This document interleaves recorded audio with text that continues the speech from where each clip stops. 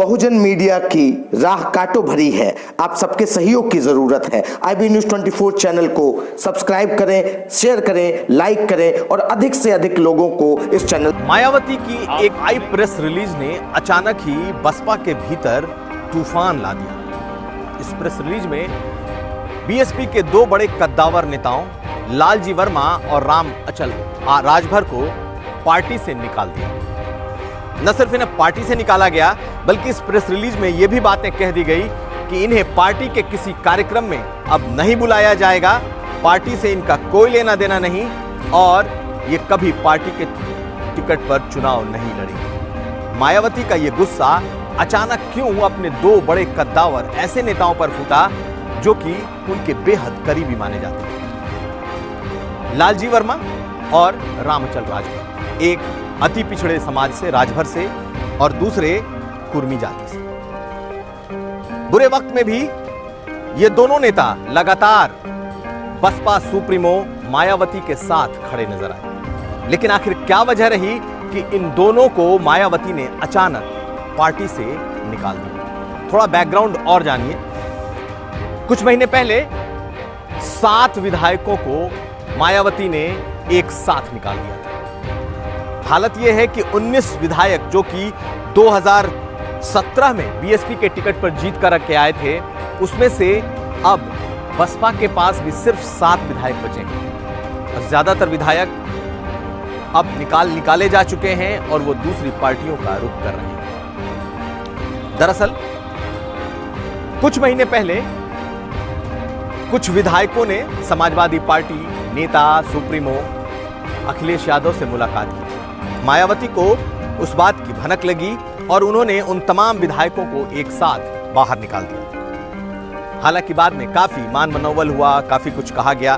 अभी तक वो अखिलेश यादव की पार्टी में शामिल नहीं हुए हैं वो विधायक, लेकिन माना यह जा रहा है कि जल्द ही वो पार्टी में शामिल भी हो सकते हैं। दूसरी तरफ रामअचल राजभर और लालजी वर्मा के बारे में किसी ने सोचा नहीं था कि उन पर भी ऐसी गाज अचानक से गिर जाए।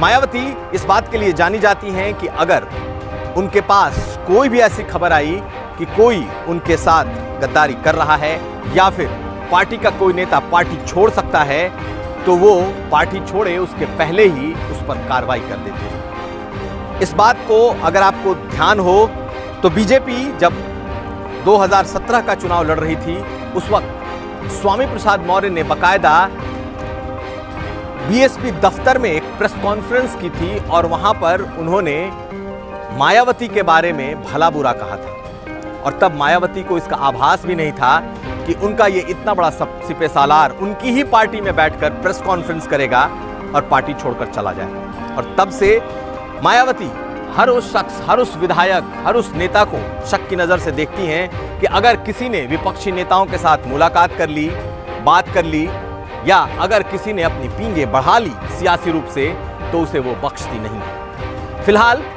मायावती का यही एक तरीका है और कहा यह जा रहा है कि पिछले कुछ दिनों से रामअचल राजभर और लालजी वर्मा दोनों समाजवादी पार्टी और लालजी वर्मा तो बीजेपी के भी संपर्क में थे और यह बात मायावती को पता लग चुकी थी। लेकिन क्या ये पार्टी छोड़ने वाले थे या फिर ये जो संपर्क था या ये जो मुलाकातें थी ये महज एक सियासी मुलाकात थी? दरअसल मायावती किसी को बख्शती नहीं।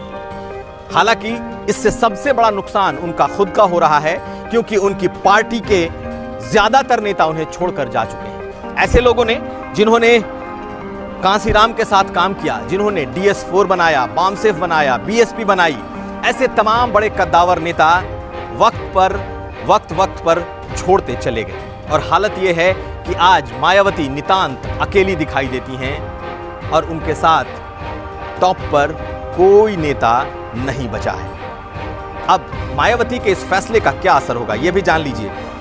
बीएसपी के भीतर दो बातों पर काफी ज्यादा मंथन है और काफी ज्यादा नाराजगी है। पहला, जब समाजवादी पार्टी और बसपा का गठबंधन हुआ तो चुनाव के तुरंत बाद जब बसपा ने 10 सीटें जीती तो उन्होंने अखिलेश यादव से संबंध तोड़ दिए। पार्टी के का जो अलायंस था उसे एक झटके में खत्म कर दिया और ये न सिर्फ समाजवादी पार्टी बल्कि ये उनके बसपा के एक काडर को भी नागवार गुजरा था और वो लोग कम से कम मायावती से इस बात की उम्मीद नहीं कर रहे थे कि मायावती इस तरीके का फैसला लेंगी।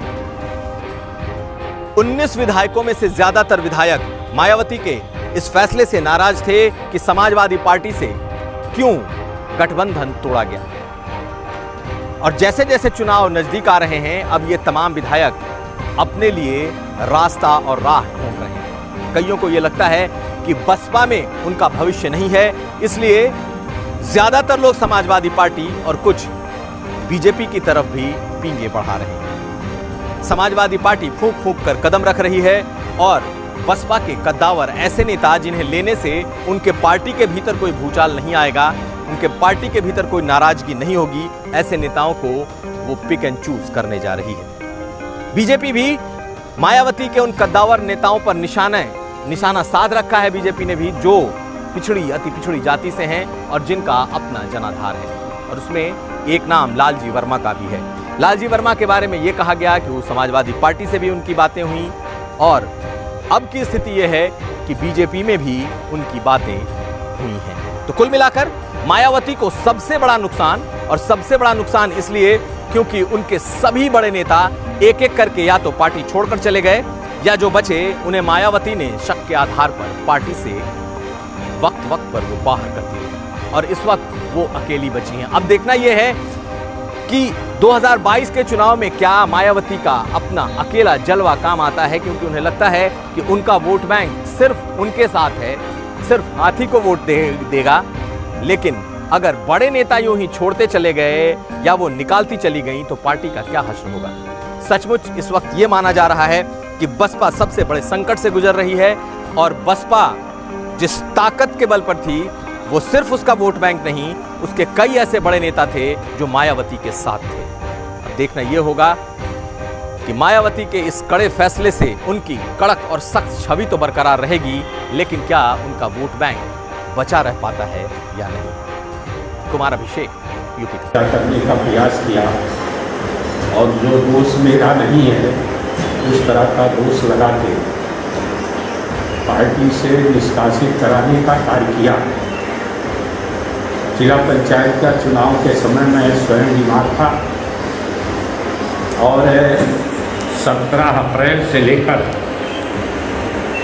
और मैं 12 मई तक पूरी तरह से अस्वस्थ था, जिसमें 14 दिन स्थिति जीआई भी रहा। उसके बाद भी मेरे ऊपर ये आरोप लगाना कि जिला पंचायत चुनाव में दल विरोधी कार्य किया पूरी तरह असत्य है। आदरणीय बहन जी ने मेरा हालचाल भी